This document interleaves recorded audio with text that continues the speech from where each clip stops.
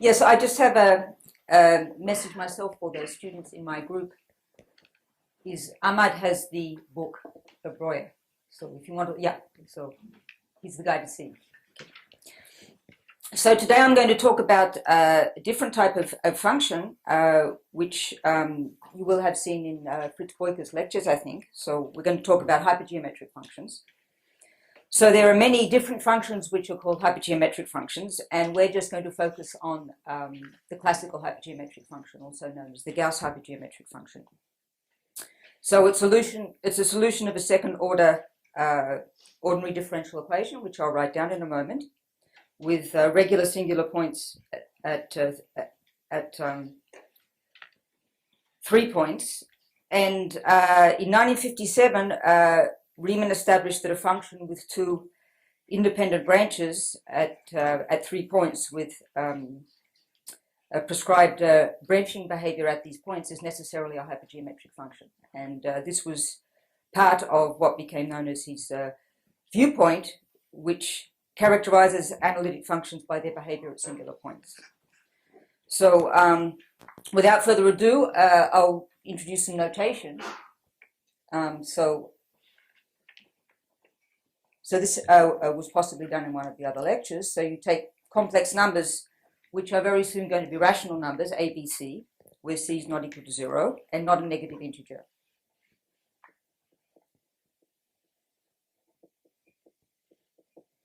And then you consider the differential equation x1 minus x d2y dx squared plus c minus a plus b plus 1x dy dx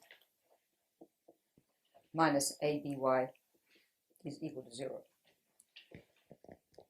So this differential equation I'll refer to as the hypergeometric differential equation, and Euler wrote down a solution to this differential equation in the form of a series. So f equals f a b c x, so it's the sum from n equals 0 to infinity of certain coefficients,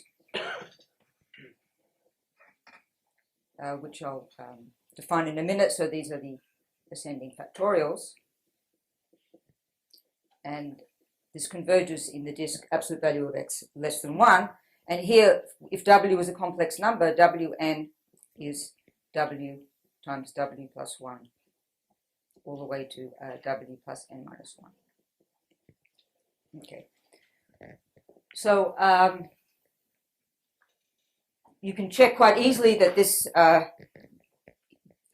is a solution of the differential equation. So what you do is you write d equals x d by dx, and you use the fact that any polynomial in this differential operator applied to x to the n is the polynomial evaluated at n times x to the n. And then it's an exercise to see that this is indeed a solution of the differential equation. So I'm going to assume from now on that A, B, C are rational. So this gives you an example of a g function. And if you write the differential equation in the form d2y dx squared plus px, so this is a rational function now, dy dx plus qx, y is equal to 0, then it's easy to see that these are rational functions in x which have poles at x is equal to 0, 1, and infinity. So to look at the behavior at infinity, of course, you're going to replace x by 1 over t and write down the corresponding differential equation. And these are regular singular points because, so if I call, so let psi be one of these points, so x minus psi px and x minus psi squared qx holomorphic when psi is equal to 0 or 1, and then there's a similar thing holds at infinity, but you have to use t is equal to 1 over x and express things in terms of 1 over x. Okay, so these are regular singular points, and what's going to be important to us is that this function has an analytic continuation, and this also appears in the lectures of Fritz. So I'm going to assume that the real part of A and the real part of C minus A are positive. And this series has a representation as an integral, so there's a certain constant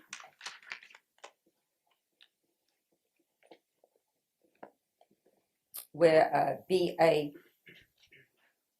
alpha beta is gamma alpha, gamma beta over gamma alpha plus beta.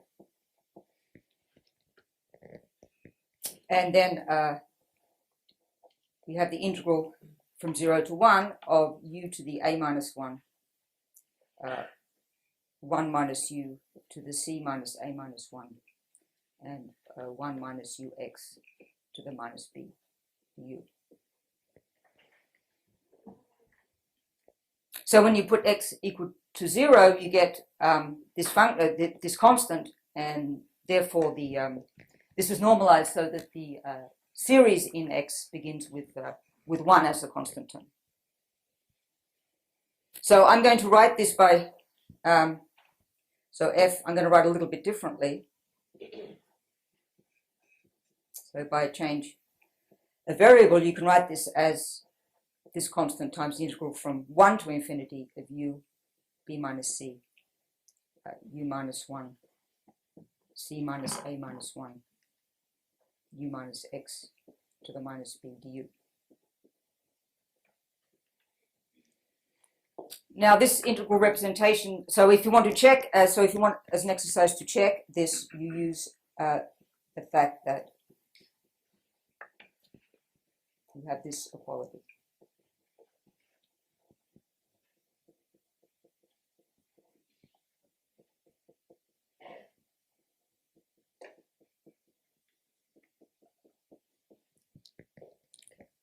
So the reason that's going to be important to us is we're interested in these lectures in results on periods, and this is not quite a period yet, but up to an algebraic factor, this is going to be a period of a differential form on a curve. So in particular, I want to sort of forget the ABC notation and go back to the mu notation that I had in my first lecture. So I'm going to change the parameters to be consistent with this Deligne-Mostow notation.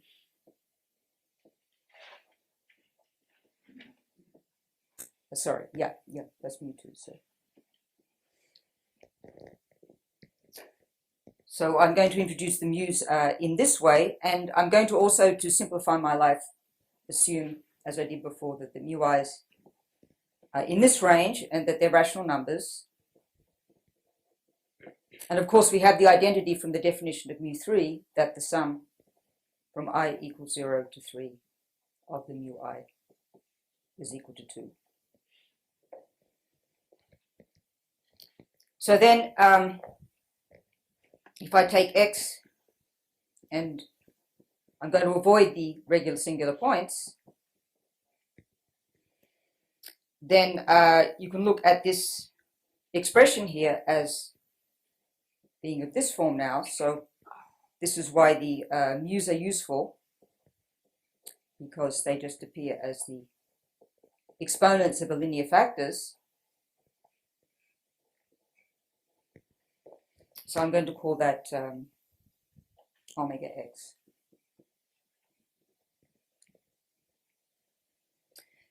And because I've been conservative in my choice of mu's, I can say that this is a differential form of the first kind on this curve that we've already seen.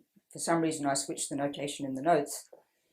On a smooth projectile curve with affine model, w to the n equals u to the n mu0, u minus 1 to the n mu1, u minus x to the n mu2, where n is the least common multiple. So that's writing my little bit of French for the day, of the mu I. So this is least common multiple. No, least common denominator, sorry. Okay, so this is now the cyclic cover that we've been looking at from the beginning. And the other solution to the differential equation can be expressed in terms of similar integrals, but we're going to be interested in this particular one, where the limit points are 1 and infinity.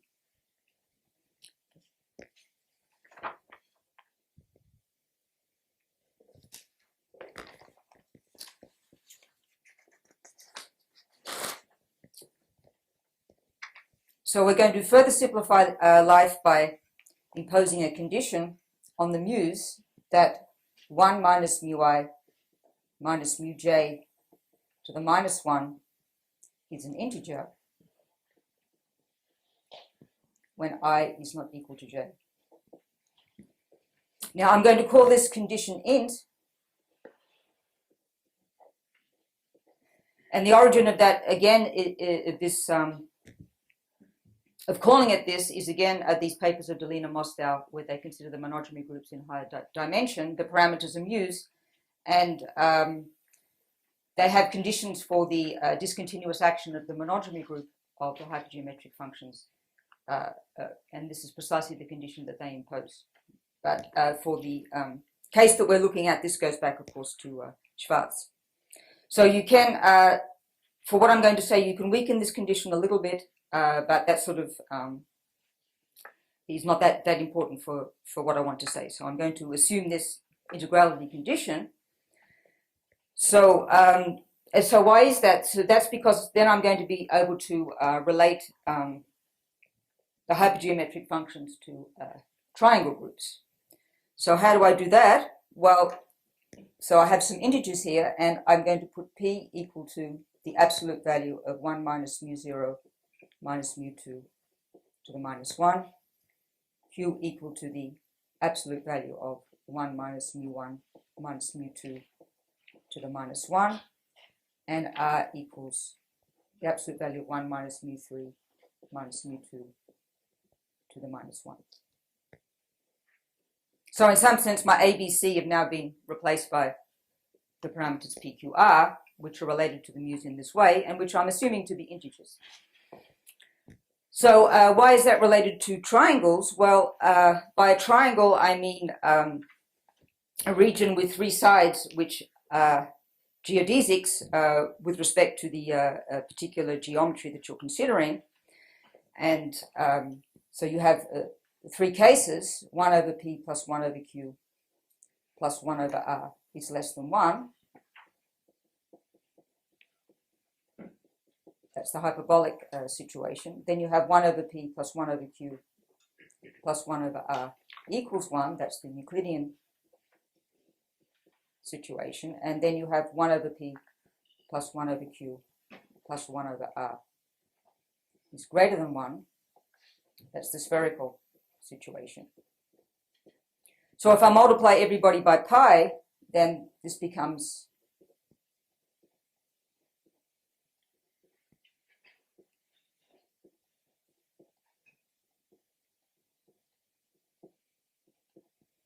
these conditions. And what I'm thinking of, so let me just draw it in the hyperbolic situation, is I'm thinking of a triangle whose angles are pi over p, pi over q, and pi over r. And if the angle sum is less than pi, it's hyperbolic, and these sides geodesics in the hyperbolic situation. So you can think of this as being a triangle in the upper half plane, for example.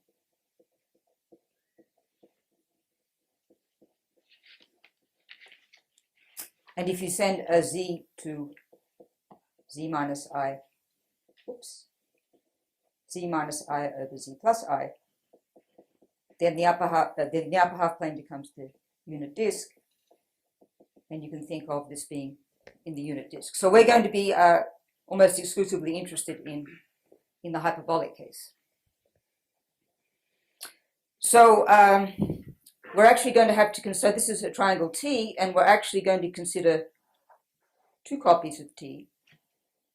So one copy, and then a copy that you get by reflecting in one side. So let me call that T.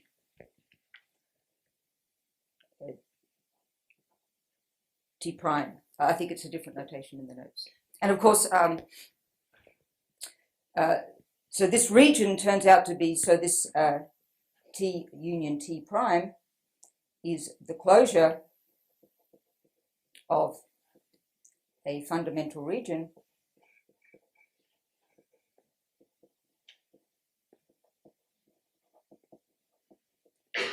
for a discontinuous group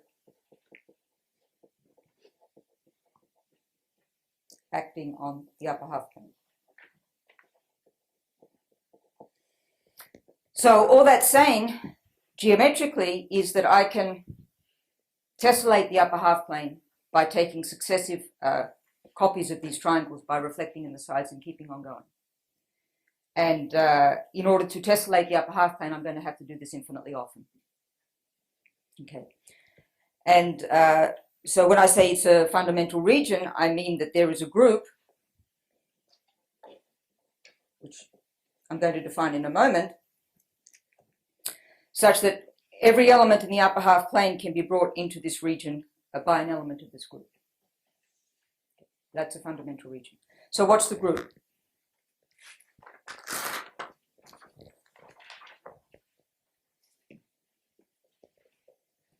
So now define for PQR. Actually, I can do this for any integers PQR, although, as I said, we're going to be particularly interested in the case when the sum of the reciprocals is less than 1. So define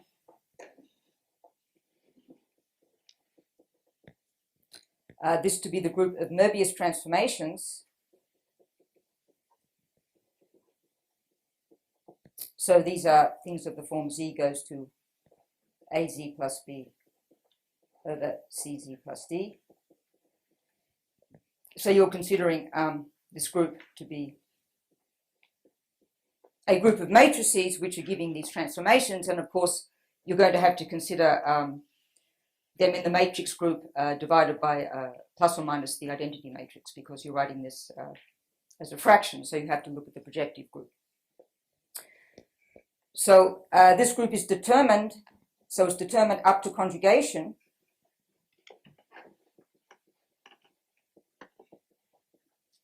by the presentation as follows. So it's generated by 3 matrices, actually by 2 as we'll see, such that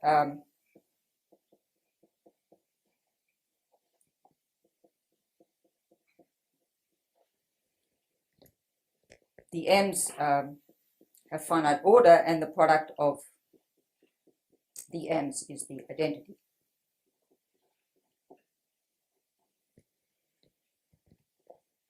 So it's a remarkable fact about these triangle groups that this presentation determines the group up to conjugation. This isn't true for a more general signature. So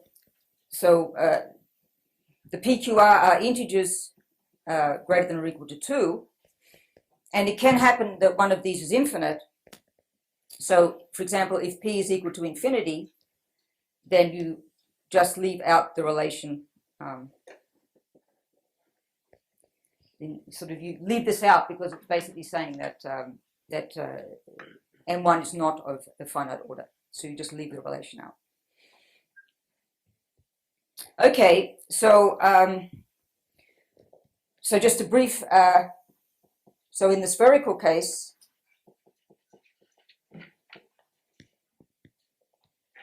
there's a so the possibilities are to nu, where nu is greater than or equal to 2, and then these exceptional ones.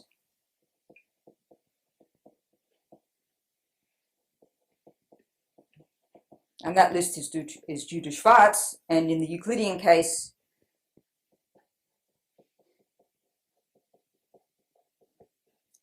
you get 2 to infinity, 2, 3, 6, 2, 4, 4, and 3, 3, 3.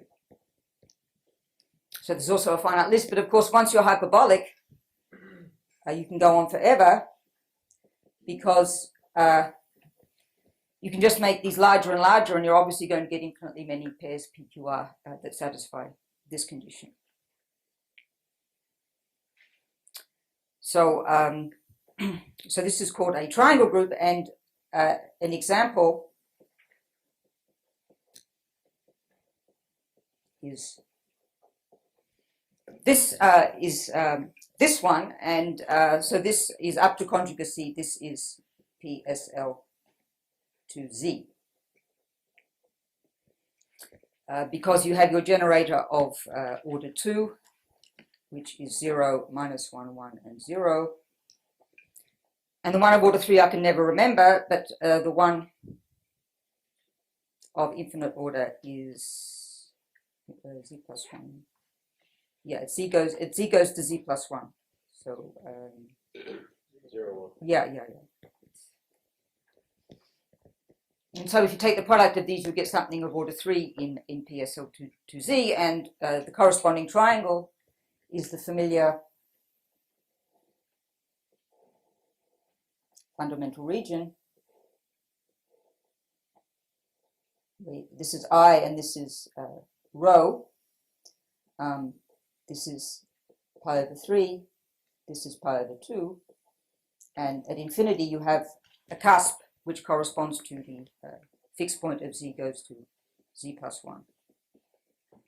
Or you can draw it like this also. And this is supposed to be a thing where the angle is 0.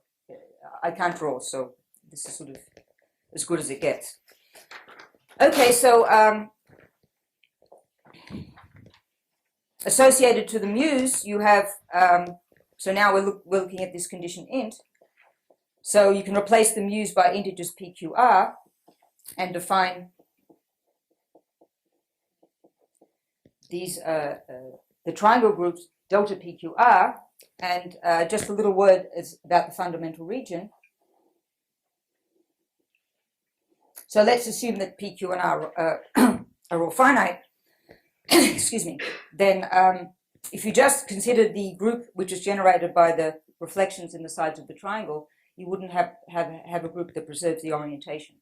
So you have to consider a subgroup of index 2. And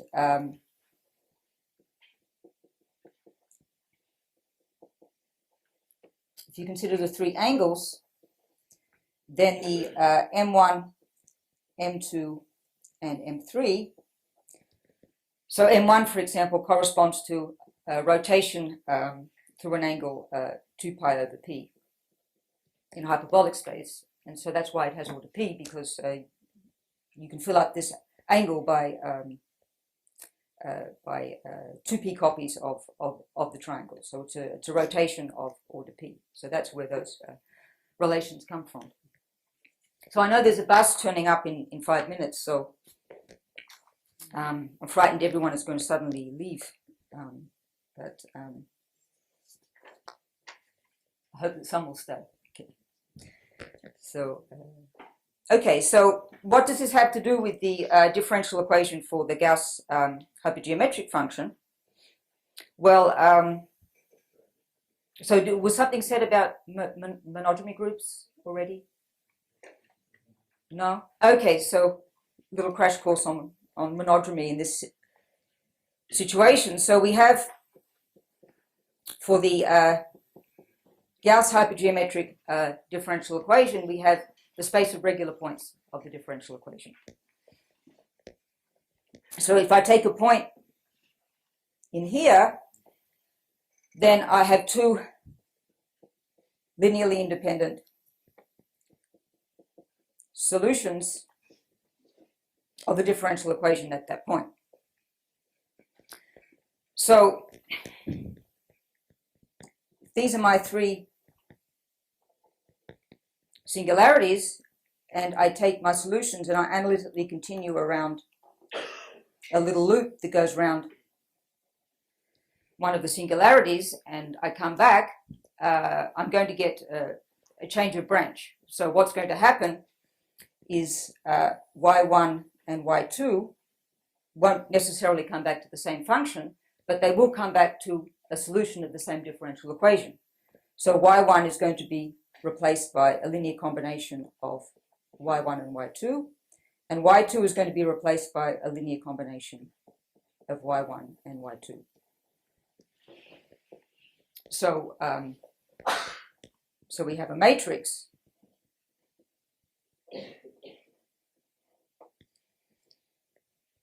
and we'll get a similar matrix when we go around the other points. And if we go around something which isn't a regular singular point, then you'll just come back to the same basis.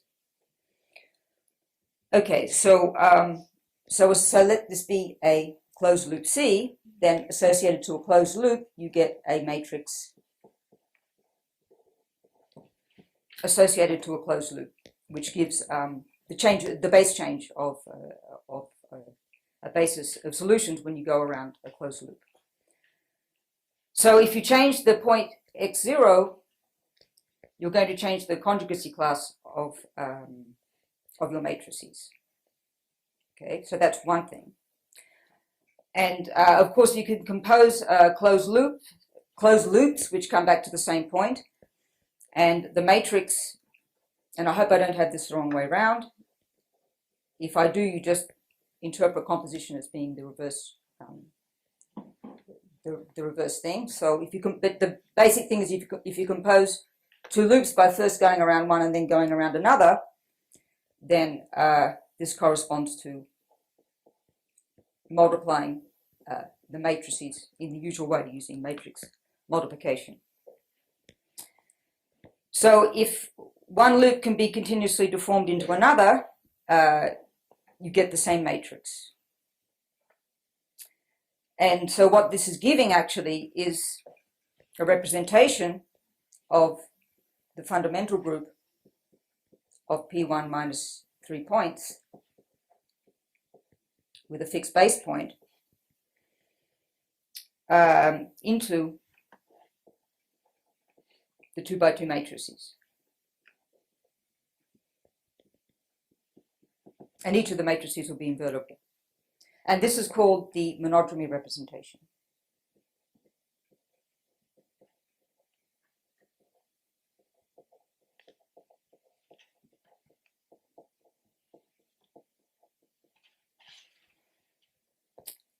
So you can do this, for a very general. Oh, okay. What did I do? I pressed. No, that's no. Oh, okay. So you can do this in the general, for a general differential equation, but of course I'm interested principally in this example. Okay. So we're actually, of course, going to look at things in the projective group because we're looking at Möbius transformations. And the signature, so in our situation, remember the PQRs are secretly mu's, which is secretly ABC. So the PQR are directly related to the original differential equation that we wrote down. And the signature PQR will determine the monodromy representation up to conjugation. So we have these things, these choices of the representative of the conjugacy in the conjugacy class determined by the signature. We have the choice of the base point and so on, and these are all choices that we make that will only affect things up to conjugation.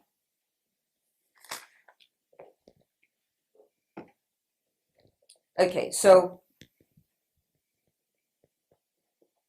we have a signature PQR, and now, signature PQR, and remember the U's are related in this way.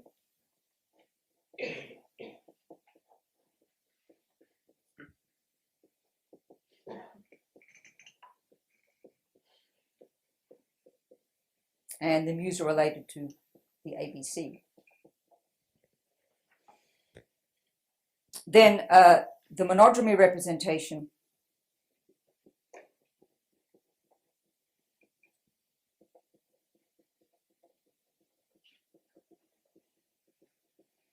corresponding to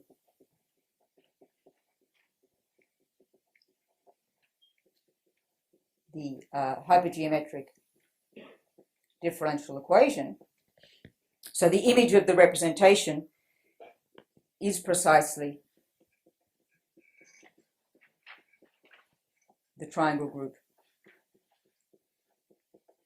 delta PQR. So that's the relation between the triangle groups and the hypergeometric differential equation once you make this integrality assumption on the parameters.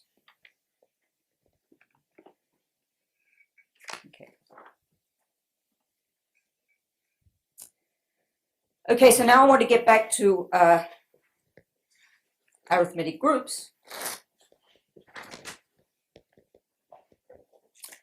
So in lecture 1, we introduced arithmetic groups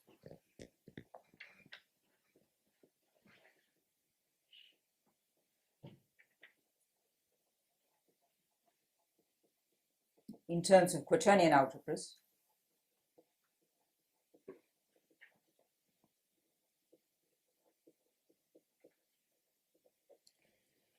And we're only actually going to be considering groups, at least unless I make extremely good time with my lectures, we're only going to be considering arithmetic groups acting on the upper half plane.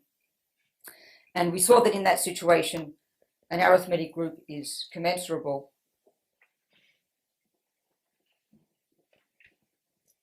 with the norm unit group of a quaternion algebra for the choice of some order in the quaternion algebra. Okay. So,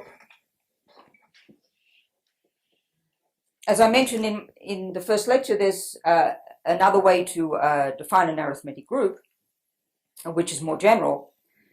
So, an arithmetic group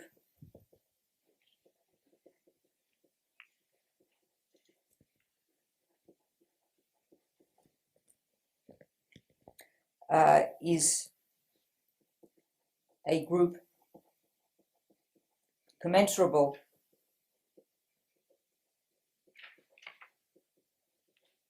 with the integer points. So this is the integers in the number field of a linear algebraic group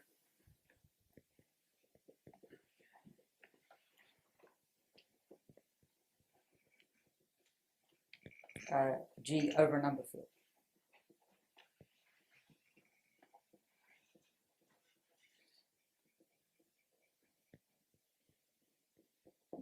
So remember, a linear algebraic group is a subgroup of GLN, which is defined by some algebraic condition. And that algebraic condition, therefore, is defined over a number field F. And this is just the ring of integers of that field.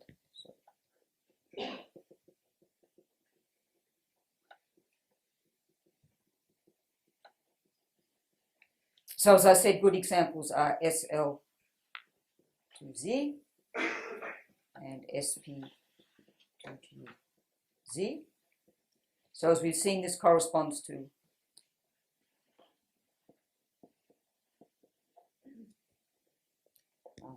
the signature 2, 3 infinity. So this sort of is the more natural definition of arithmetic group, but it turns out that if you actually want to determine whether groups are arithmetic or not, it's often a lot better to use the definition in terms of quaternion algebras. And so it's clear that a group of this type is arithmetic, and to show that when you're working with Fuchsian groups acting on the upper half plane, that the reverse is true, this is this paper of Mochizuki that I mentioned in lecture 1. So in the fourth lecture, we're going to be particularly interested in which of the triangle groups are arithmetic or not. So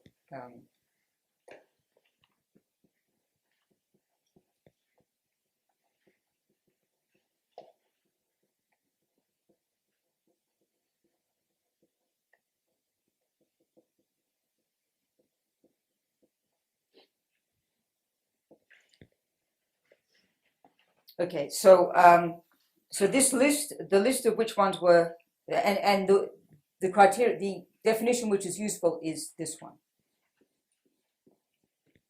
Okay. So the list of arithmetic ones was determined by Takeuchi. I think it's in the 70s. And so he determined the signatures PQR up to permutation, which give rise to arithmetic groups. And so he classified these, and there are a list, so he has a list of 85 signatures up to permutation.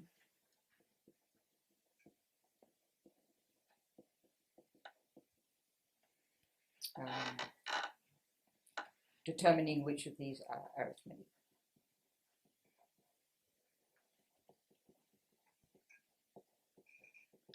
And if you're interested in sort of getting familiar with the quaternion algebra definition of arithmetic groups, this paper of his, which I mentioned in my references, is a really good paper to study because it really uses the definition. So in particular, he approaches this problem by using the definition in terms of quaternion algebras to develop a criterion for a group to be arithmetic. So this is of independent interest, Takeuchi's criterion.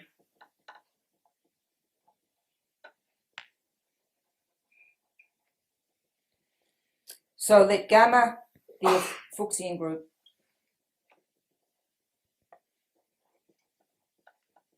of the first kind. So by that I mean a group which acts properly discontinuously on the upper half plane, and such that the orbit space of that group is a finite volume. And so you let T, so you should think of this as being a group of matrices.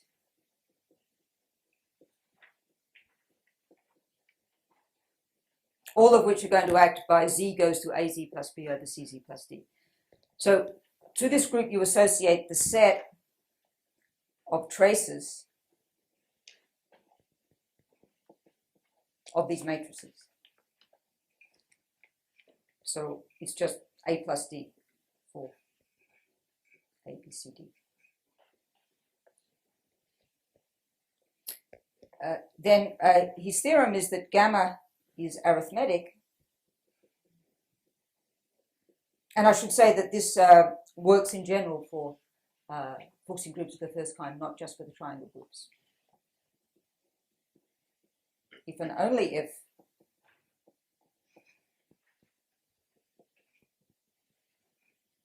you look at the field generated by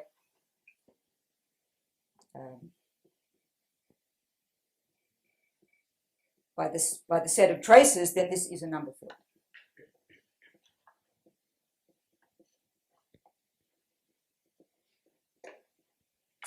And in the triangle group case, this number field is going to be something like this.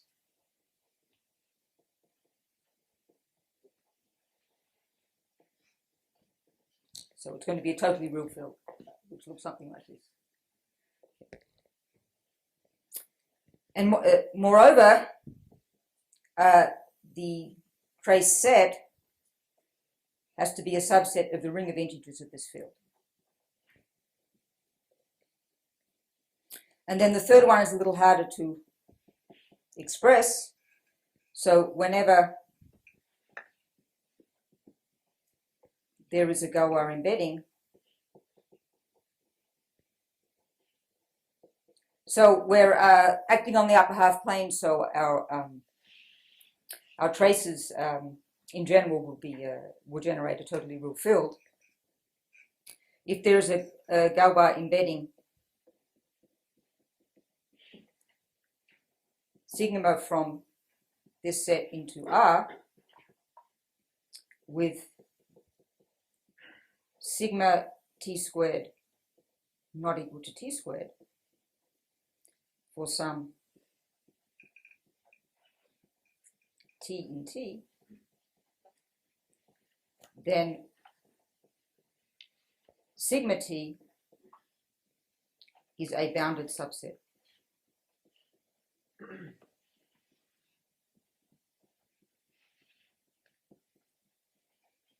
of R. So there's this nice condition 3, which is actually the thing that enables him to do the classification. And so I guess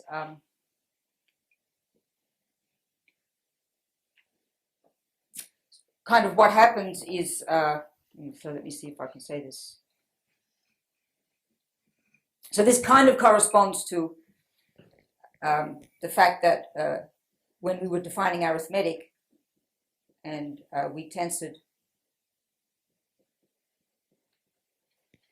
our quaternion algebra over R, we wanted there to be one copy of the matrices and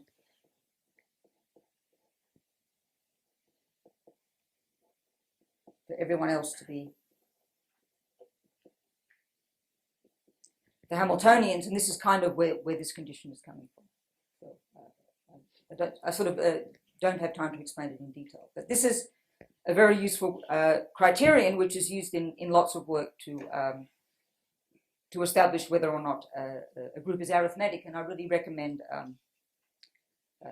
reading this paper, which is not available online, but I managed to get the library to photocopy it for me, and I posted it on the Google group site for the students I'm working with, so they can give you a copy. Either that or you just have to go to the library, like in the old days, and find it on the shelf. Okay, so let's consider an example.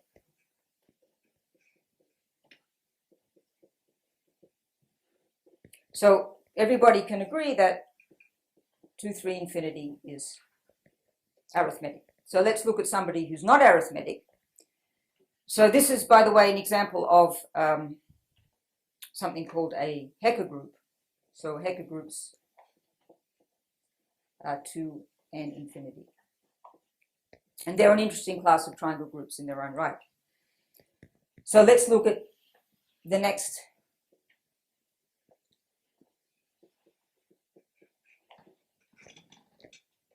sort of 2, 4 infinity turns out to be arithmetic. So let's look at 2, 5 infinity. So the generators of the Hecker groups are well known. So it's generated by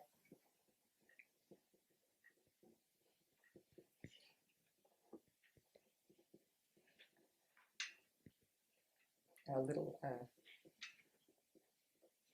flip map that occurs in the in SL2Z. But then we don't have 1, 1 and 0, 1 anymore. We have 1, 1/2, 1 plus root 5, 0, 1. So this corresponds, of course, to z goes to z plus 1/2, 1 plus root 5. So this is something of infinite order, so what's called a parabolic element. And so there'll be a cusp, but there's something called the cusp width, which is different to the case 2, 3, infinity. So your translation is by a different amount. It's called the cusp width. So if you multiply, so let me be lazy, and let me call this M1, and let me call this M2. So if you take M2 times M1, then you get 1/2, 1 plus root 5, minus 1, 1, and 0. So this last matrix has trace equal to 1/2, 1 plus root 5. So when you square this guy, you get 1/2, 3 plus root 5. And also I should say the field which is generated by the traces actually turns out to be 2 root 5. So the Galois automorphism sending root 5 to minus root 5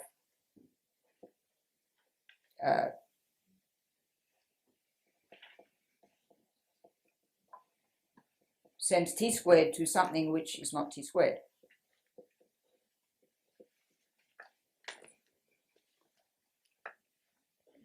And you can check that the sigma t bounded. Therefore, the group is non-arithmetic. So just by making this little change from a translation by 1 to a translation by something which looks kind of nice, that looks arithmetic in nature, you actually get a non-arithmetic group. And so another example came up in lecture 1,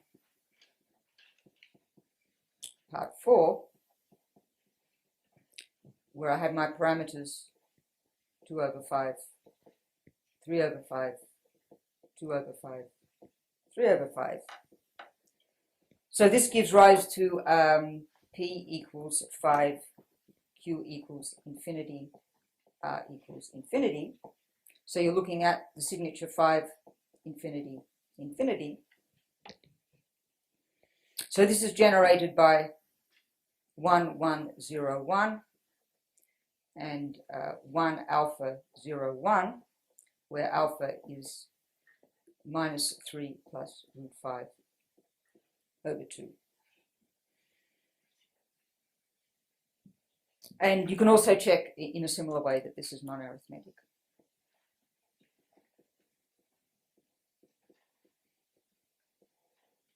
So these groups are not quite as bad as they look. Even though they're non-arithmetic, they're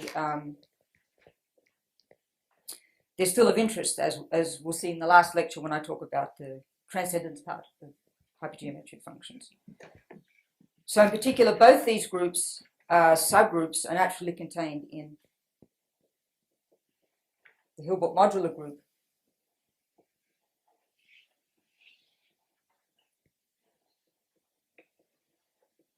Probably should be using F. Associated to the field Q root 5, so this is the ring of integers of that field. And of course this group is too large to act properly discontinuously on the upper half plane, but it acts on 2 copies of the upper half plane. And what you do is you take a gamma in here, and you consider gamma, and then you take, you apply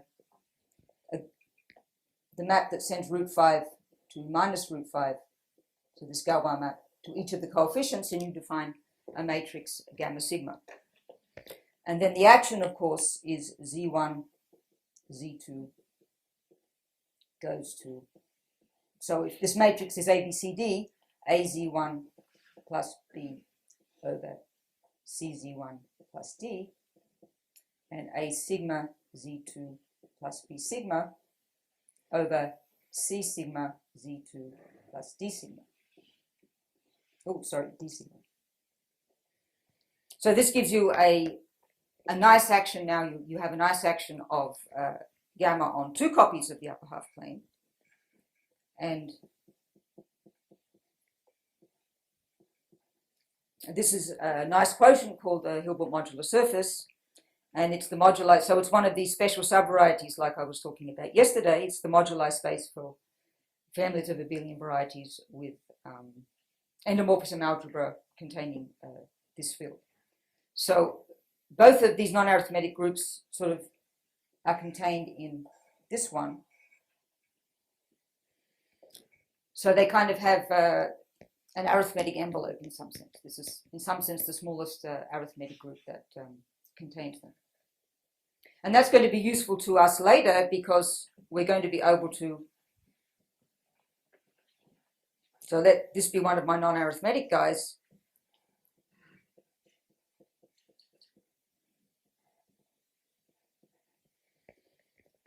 So we're going to, so this map is just the inclusion map, and there's a corresponding map which is not straightforward, but it exists, of the upper half plane into H cross H, which is equivariant with respect to the group action.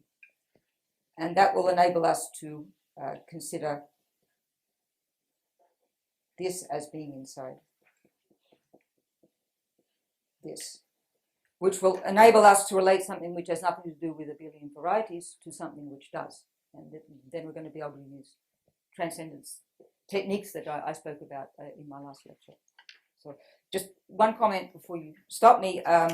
Michelle very kindly pointed out that I did not do justice to my own thesis advisor. I should have mentioned, of course, that the work of Wustholz depends extremely heavily on the multiplicity estimate papers of Massa and Wustholz and Massa and Bronwell. And that Massa, in fact, was extremely close to a proof of the analytic subgroup theorem, and actually had a lot to do with the paper that was eventually published, in particular by reading it and correcting errors. So, I mean, I should have that was an oversight on my part, and so I just wanted to make that plain. Okay, thank you.